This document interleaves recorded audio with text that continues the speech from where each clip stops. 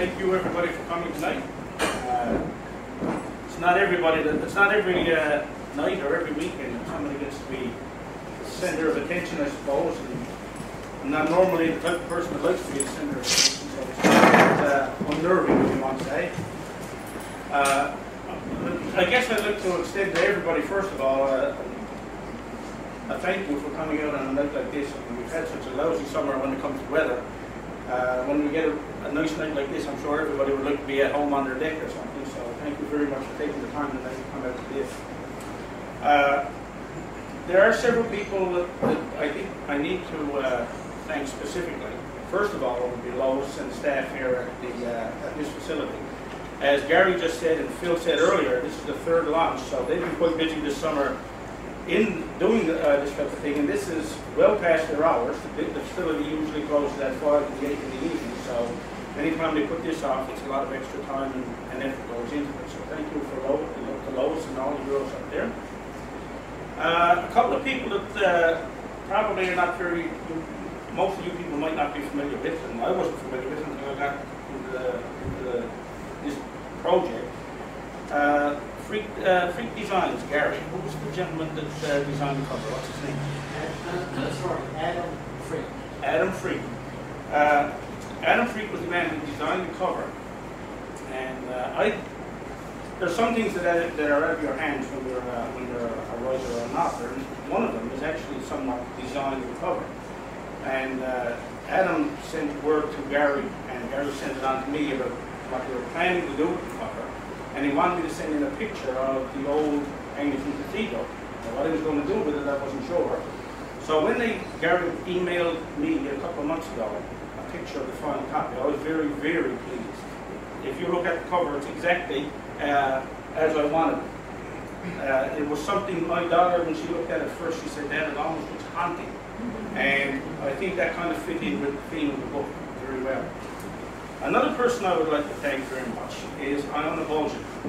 Iona Bolgen is the lady, she's actually a university professor of English, and she was the lady who edited this book. She edited Mike Flynn's book as well. She's a very thorough individual, has a tremendous command of the English language. And she went over the book with a fine-tooth comb, and for that I must thank her. Finally, of course, I need to thank Gary and Margot Cranford and the other staff at Flanker Press. There are people behind the scenes that we don't often get to see. Gary and Margot usually show up at these events, but there are other people like Laura Cameron and Jennifer Best who are often involved with setting up these appearances and the signings and so forth. And these girls usually are in the office behind everybody else, and I think it would be remiss if we didn't give them the acknowledgement that they deserve. The inspiration for writing this book probably began about 30 years ago when I was in a history course that I was doing at Memorial University from a professor by the name of Shannon Ryan. Shannon is from the River Hill. And that particular semester, Shannon gave us a list of topics that we could write on. And I chose the Harbour Grace of Frey. Up to that day, I did not know what the Harbour Grace of Frey was. I had never heard of it. And that's kind of like a shame when you think about it today. Because, once again, remember we use the same analogy that I've used many times before. I always think about the Harbour Grace of Frey compared to the gunfight at the OK Corral. Everybody has heard of it, the gunfight at the OK Corral. We've all seen the movies that Hollywood has made. It was only about 15 years ago, Russell, whatever his name was, they put it in the movie Tombstone. Hollywood has glorified this one particular event that lasted 30 seconds. We all know about it. They've written books about it. You ask any Newfoundlander about the Harbour Grace of Frey and they stare at you with a blank look on their face. I don't know what it is. It was an event that resulted in 5 men dead and 18 wounded. The government at the time collapsed because the Catholic members of the government sided with Riverhead people who were Catholic. The Protestant people in the government sided with the Orange, and the government collapsed. Most people don't know what it's all about. So it's kind of like a shame, and for that reason, I guess, it was sort of like a motivation for me, as Phil referred to earlier, to write the book. Many people don't know all about what happened 150 years ago. Okay? So with that said, I think, Gary, I'll read a few little excerpts from the book, and I believe that we have a minute or two afterwards if anybody wanted to add some comments or questions. Okay? The book begins in 1754 with the murder of a magistrate by the name of William Keane, and it proceeds until 1861 and ends with the general election of that year, when there were serious riots in Carbonair, Harbour Grace, what's now called Conception Harbour, but was then called Cat's Cove, and eventually in St. John's. There was a murder in Cat's Cove. The serious riots in St. John's resulted in the troops being called out, where they eventually fired upon the masses. 3 people were killed, and 20 more injured. Again, this is something that happened in Ireland. This is something that happened here in Newfoundland. I was asked a while ago by one of the people that interviewed me on CBC, I think it was Matt Furlong, and he asked me if there was anything about the research that I found surprising. And I think there were a number of things that I found surprising, but one of them had to be the degree of violence that took place. It wasn't just 1 or 2 isolated events. It wasn't just the Harbour Grace affair. There were many before that, some of them resulting in death. So in a way, I kind of almost look upon it as Newfoundland's version of the Wild West. Maybe Hollywood can glorify that one of these days.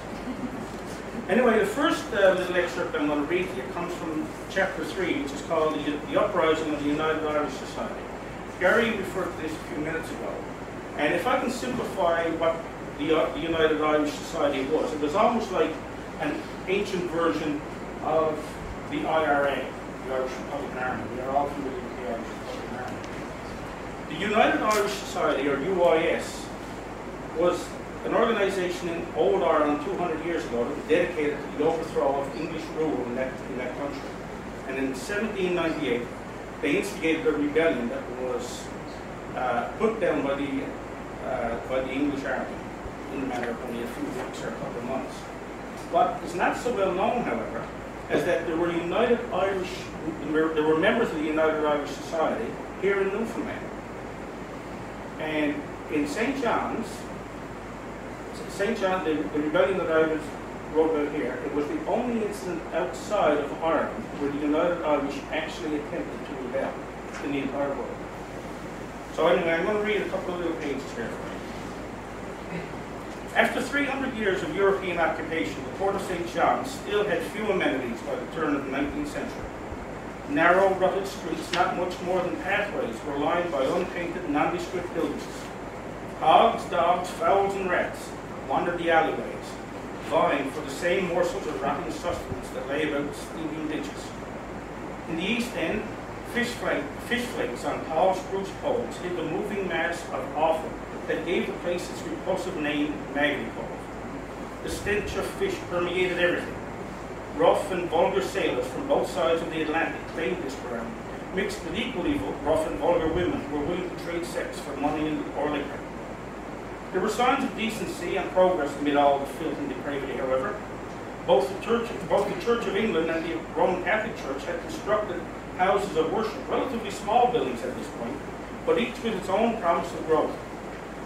Bishop O'Donnell, Roman Catholic bishop at the time, had worked particularly hard to turn the lost souls among his flock back to the path of righteousness.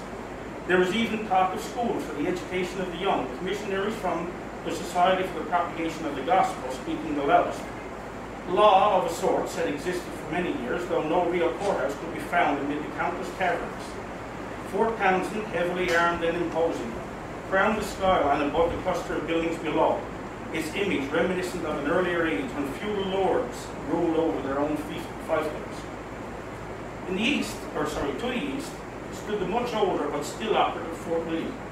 At least in the spring of 1800, the citizenry of St. John's should have had little cause to worry when it came to foreign invasion.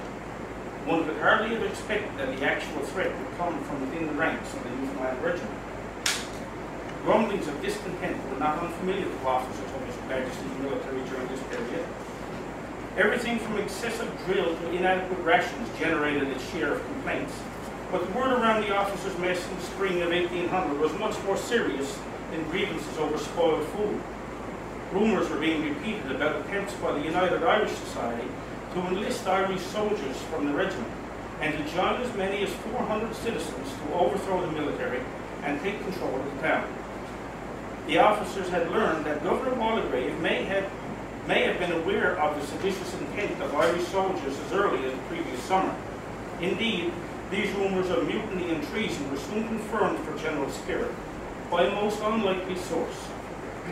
Sometime in early April, Bishop O'Donnell called on the general with information he supposedly had gained from the confession of one of his parishioners. Spirit thanked the bishop for his invaluable assistance and moved to quash yet another rebellion, a mission that he probably relished in light of the enthusiasm with which he had performed the task in 1798. General Spirit had been one of the English leaders in putting down the Irish Rebellion of 1798 and had been transferred over to Newfoundland the following year. He was here and actually found some of the United Irishmen here living in St. John's that he had deported from England or from Ireland 2 years before. So I'm going to leave that one right there. You can think about that one for a while. The next one, some of us have heard, or I should say we're all familiar with the Great Fire of 1892 in St. John's. Certainly the worst fire that the city had to endure, but it was only one of several.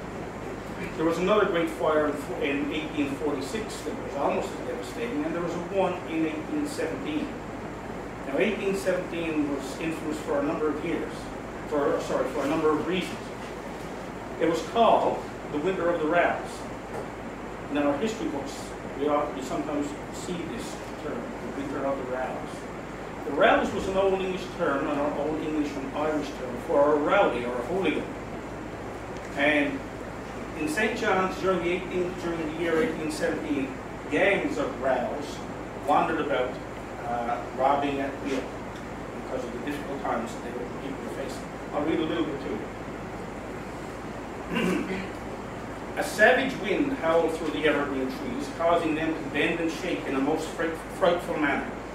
Painfully cold snowflakes swirled about, blinding the three men who slogged pathetically through the huge drifts, their heads bent into the wind and their hands clasping their collars tightly about their necks.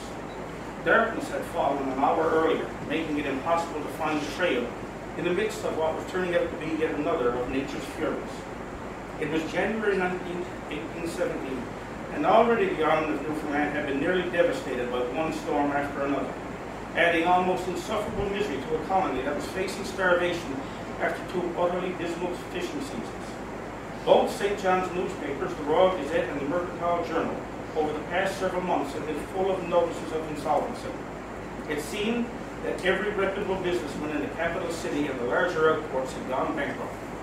A few short years before, Newfoundland had experienced an economic boom that was the envy of the entire British Empire. As the mother country at war against Napoleon in Europe and Uncle Sam in North America, Newfoundland merchants could basically name their price for the valuable salt cod needed to feed Britain's fighting men. The old colony had become so attractive that during the years 1814 and 1815, 11,000 Irish had emigrated to St. John's alone, each in search of the wealth to be made in the fishery. Ironically, the coming of peace to the outside world meant an end to prosperity for Newfoundland. The price of cod plummeted as traditional markets were swallowed up by nations that had been previously too busy fighting. By the winter of 1815, so many merchants had shut their doors permanently that there were hardly enough operable businesses to bring in adequate provisions. Between 1815 and 1817, the prospects had worsened. As if man alone could not do enough to travel the crippled colony, fate had also decided to try their hand.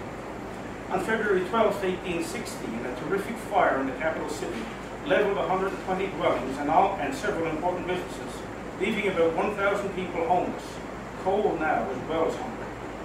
By the winter of 1817, Newfoundland residents had already witnessed tremendously difficult times, yet little did they know of the terrible language they were about to face. there's actually 2 chapters that deal with this Winter of the Riots. It's Winter of the Riots Part 1 and Winter of the Riots Part 2, 2 chapters. I had the book written, and I was on the internet, this is probably probably back in April, I suppose, Gary, just before I sent the final manuscript in. And I came across this interesting little footnote on the internet about the 1817. I had actually just gone in and Googled Winter of the Riots, see what would come up. And one link led to another and so forth. It turns out that meteorologists or climatologists believe that the year 1817 was an extremely cold winter all around the world. Globally, it became known as the year without summer. And the reason was, in 1817, there was a tremendous volcanic explosion. A volcano by the name of Mount Tambora in Indonesia had exploded, throwing 50 cubic miles of volcanic ash into the atmosphere, blocking out much of the sun's rays, and it caused tremendously cold seasons throughout that year. Newfoundland, of course, was one of the ones typically to get hardest hit. And we're probably seeing the same thing this summer. Anybody know of another volcanic eruption lately?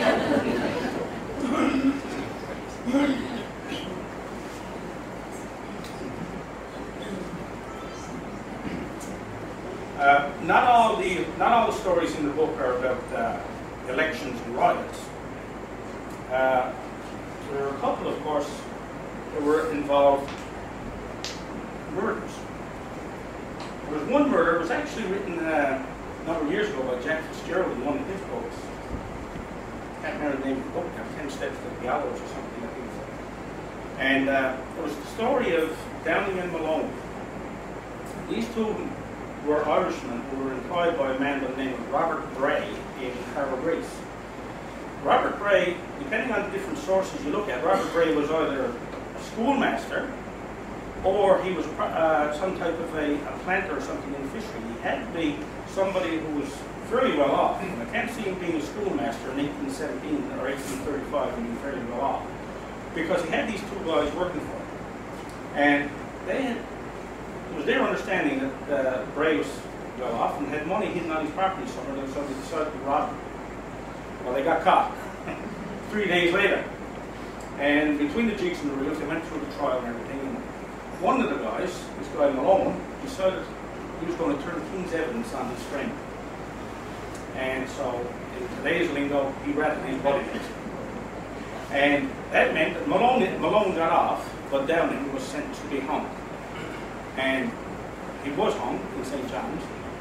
And as a final insult, his body was sentenced to be hung in chains and erected on the gibbet that was erected on the place where the crime had been committed. One of the leading witnesses in the trial was this doctor from Harbour Grace by the name of William Sterling. I'll just read the final few paragraphs of the chapter, what happened to Mr. Sterling. Dr. Sterling, certainly one of the Crown's key witnesses at the trial of Downing and Malone, soon realized the extent of the public's displeasure. In the early hours of the morning, months after the trial, a tremendous rapping on his door stirred him from his sleep. Shaken by the apparent urgency, Sterling stumbled down the darkened stairway, candle in hand. After struggling with the latch for a few seconds, in exasperation, he finally swung the heavy door open. Immediately, a large black form collapsed in on the startled doctor and crashed to the floor with a sickening thud. Before he could collect himself, he was nearly overcome by the putrid smell of the strange object. Gathering up the candle which had fallen from his hands, Sterling's usual composure deserted him, and a terrified scream escaped from his lips. Lying at his feet were the rotten remains of Peter Downing. A small piece of parchment pinned to the corpse fluttered slightly in the breeze blowing in from the open door. After his initial revulsion had passed, Sterling managed to approach the ghastly form and snatched up the paper. Scribbled in poor handwriting was the message. Dr. S., this is your man. You were the cause of bringing him here. Take and bury him, or look out. Should you be the cause of allowing him to be put up again, we will mark you for it. So do your duty and put him out of sight. Truly, a friend from Carolina. I don't know what happened to Dr. Sterling after that. another book. Yeah. Interestingly, Dr. Sterling, I don't know how many of you have ever heard of the Madame Tuning. She was yeah, that's right. The opera, the lady who was an opera singer from Tuning, that would have been Dr. Sterling's granddaughter. The last little section I'll read. Yeah. Don't read too many more. My wife has already told me that they don't get up there all night long, but you have to see it right.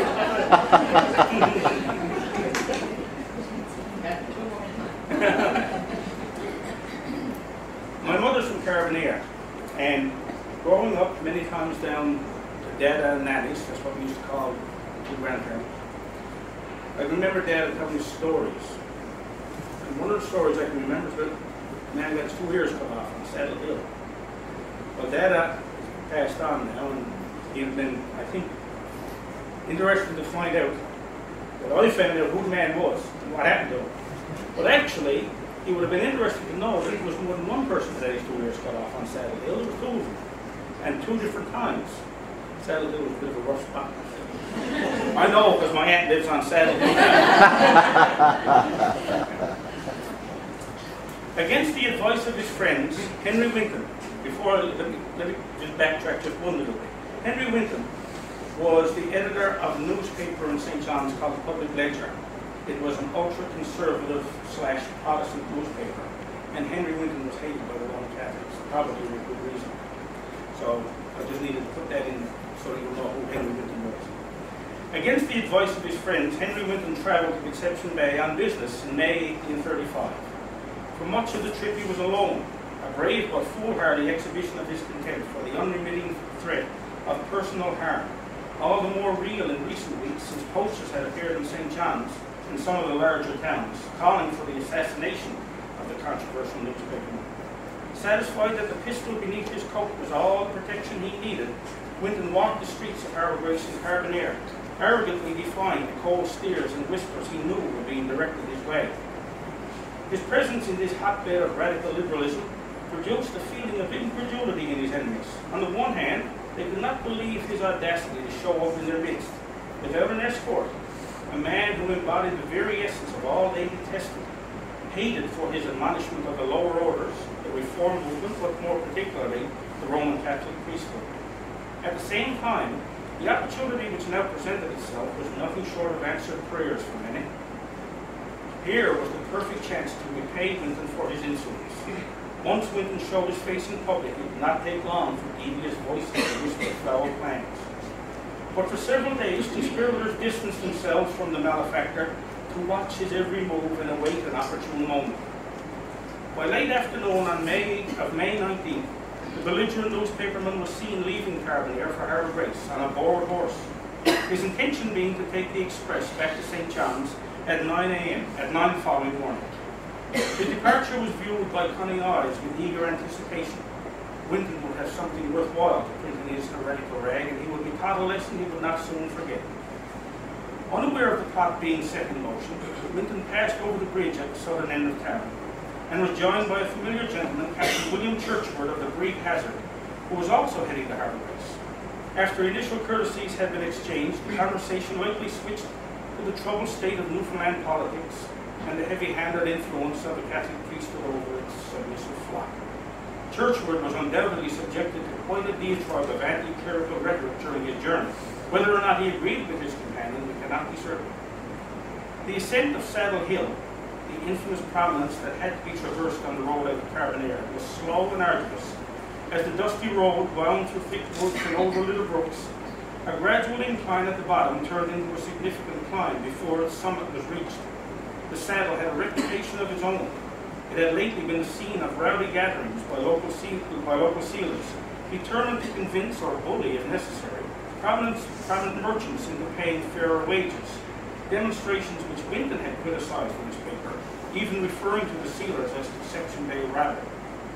Eventually, the two travellers left the town of Carabinier far behind and began the slow descent into the thickly wooded Mosquito Valley, halfway to Harbour Grace. It was now mid-afternoon and the sun was low in the western sky, casting its final rays on the deceptively tranquil scene below. Tall, handsome evergreens grew close to the narrow road bank, his shadow slowly spreading eastward. Aside from the rhythmical clip-clop of the horse's hooves, all was quiet and peaceful. Suddenly, from out of the shadows on the right, two figures appeared and walked towards Winton and the churchyard. It wasn't until these figures were almost upon him that Winton saw that their faces were hideously painted with red and yellow ochre. He was briefly bewildered by the sight, but then realized that these men meant to harm him. Underneath him, the mare also sensed danger and became restless. In haste and confusion, Winton attempted to draw the pistol from his pocket while at the same time struggling to control his mount. The taller of the two painted figures seized this opportunity and hurled a large rock, striking Winton on the skull and knocking him to the ground. More figures appeared and attacked Captain Churchward, dragging him into the trees before he could lend any assistance. Dazed from the blow, Winton was instantly set upon by the first two men, who slammed more rocks down on his head. Mud and gravel were stuffed into his ears as still more blows rained down. Amazingly, Winton remained conscious and heard one of the attackers order the other to hold his hands. This individual then produced a clasp knife, the sight of which terrified Winton into the realization that his time may have finally come. Find out what happened to Winton.